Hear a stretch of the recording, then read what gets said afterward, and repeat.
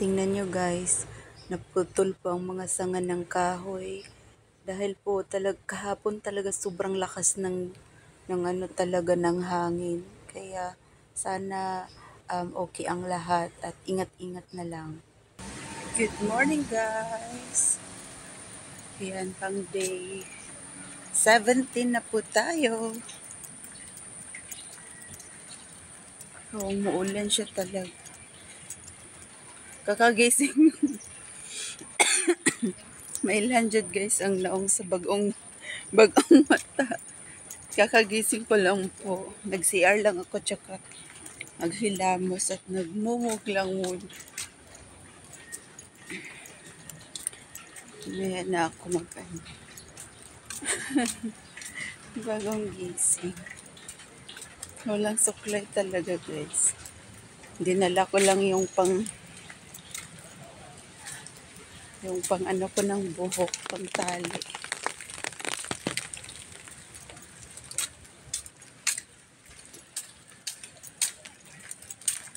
Yan. What do you think guys? Naniwang na ba ko? Huh?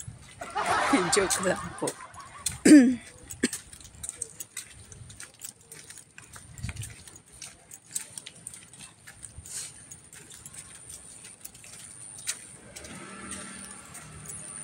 Murag maura man gihapon. Murag gihapon ang kahungag sa ilong guys. So ayun na nga.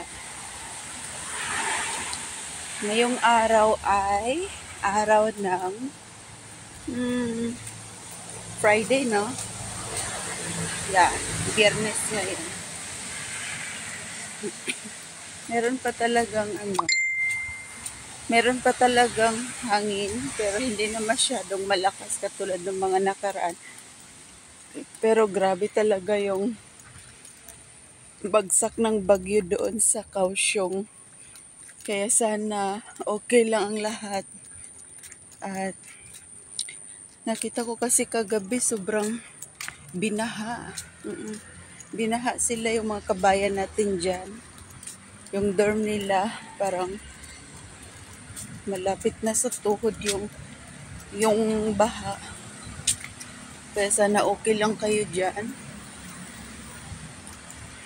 Yung mga puno, grabe, napuputol at nadadaganan yung mga sasakyan.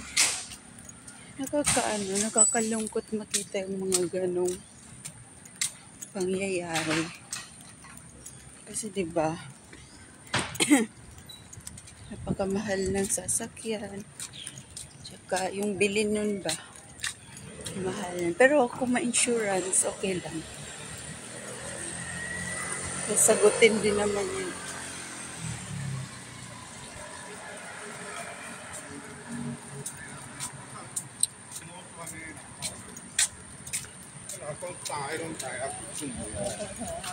Konti lang talaga nasa labas ngayon. Doon sa kabila, di ba mayroon yung tumasayaw doon every morning. Yung mga matatanda, wala sila ngayon. Guys, ako ang payong nabaliskad. Kahapon nasira talaga yung isa naming payong kasi nga sobrang lakas ng hangin.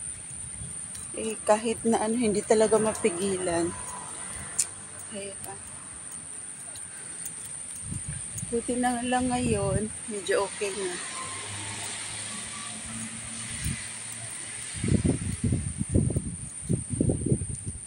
Wala naman ang ulan.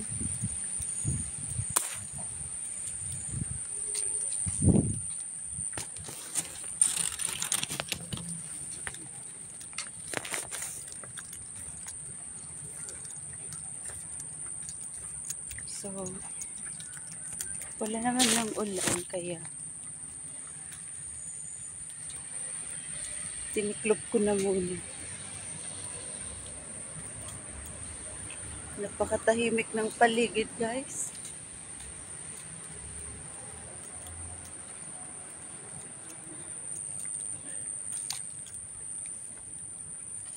Ngayon hindi nakapunta. Siguro susunod din yan sila Sila Mary tsaka Inday. Parang naririnig ko na yung mga boses nila nung lumabas ako. Di kasi ako sure kasi basa nga dito yung daan. Kaya baka akala nila umuulan pa. Kahapon hindi ako nakapag walking. Tinatamad ako. Alam niyo ba guys na alas 3 na ako pasado nakatulog. Grabe yung ni Lolo. Kasi grabe siya yung napaka-active ng pagdating sa phone niya. Talaga na hindi talaga na nawawala sa kanyang kamay yung phone. Kaya nga minsan tinatakot ko na kukunin ko kasi kunyari nagpapalinis na siya ng kanyang, alam niya na magpapalinis siya kasi tapos na siya. Abay, nakahawak pa rin ng phone. Kaya sinasabi ko, kung hindi mo yan bibitawan, kukunin ko yan. Mamayang gabi ko pagbibigay sa'yo. Pag kinabukasan, makaawa na naman siya guys. Makaawa na naman siya na wag daw. Kasi parang wala na talaga. Gusto na lang mag-phone na lang ng mag-phone. Yun yung maganda. Siguro, anhan ko lang siya ng oras. Ay kahapon, tumawag yung kapatid niya sa China. Nangangamusta. Abay, grabe yung sabi niya kay Lolo. Ibang-iba na daw yung mukha ni Lolo. Tumaba na daw. Baka, ang ganda na daw tingnan ni Lolo. Kasi may buhok na. Dati kasi, hindi pa rin natutubuan ng buhok kasi nga, cancer patient yan. Then guys, after ng operation, nagstay pa yan ng 9 months doon sa ICU. Doon yun galing bago rin umuwi dito sa bahay niya. Kasi doon din ako galing sa bahay ni boss. I think mga 3 months din ako doon. So, medyo mahirap talaga kasi dati nakakatakot yung mukha ni Lolo. Ayoko kasing i-post yung ganung mukha. Kasi parang sobrang nakakatakot talaga. At saka ayoko rin na, yun bang, pinupost mo dahil. Pero, basta guys, ayoko i-post yung ganung itsura. Kung parang mamatay ba. Kaya akin na lang yun. Andun lang yan sa ano. Alam nyo guys, nung pinakita ko kay Lolo yung video niya before, umiyak siya. Siguro naawa siya sa sarili niya. Meron pa siyang NGT. NGT pa siya sa ilong. Ang hina-hina niya. Tapos kahit yung mag-move siya ng kanyang kamay, tsaka yung pag-blink ng mata niya, or pagpikit ng mata niya, sobrang, parang pang robot na. Sobrang parang may pa-slow mo. Kaya, siguro naawa siya sa sarili niya, kaya naluha talaga siya. Kaya yun yung napag-usapan namin ng kapatid niya na nasa China. Then, nag-ano din ako about sa aming food allowance ni Lolo, nadagdagan. Tsaka, ano pa ba? Sabi niya na, very good daw ako. Charo! Very good, pero grabe yung tulog kulang na kulang. Para kang nang lumulutang sa hangin. Minsan natatakot din ako eh. Hindi rin maganda kasi pag kulang ka sa tulog. Yung lagi-lagi na lang. Kaya, mamaya, pwede tayong magpahinga. After natin pakainin si Lolo, matulog muna ako.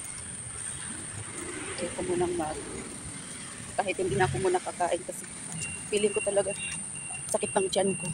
Umiinom kasi ako ng tea. Yes. Aba, parang andyan ata si Inday ah. Parang nag-walking ata siya.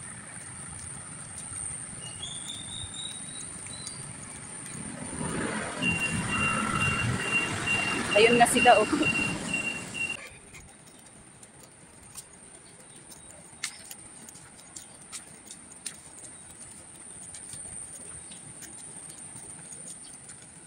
Yun.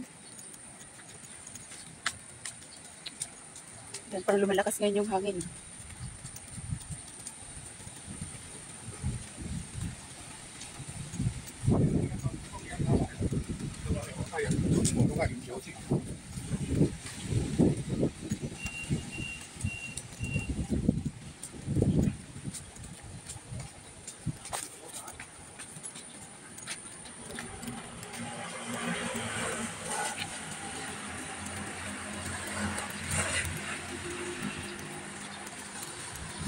sakit ng tiyan ko.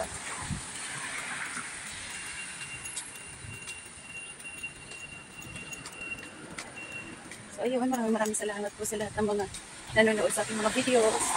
Ingat-ingat ang lahat and God bless.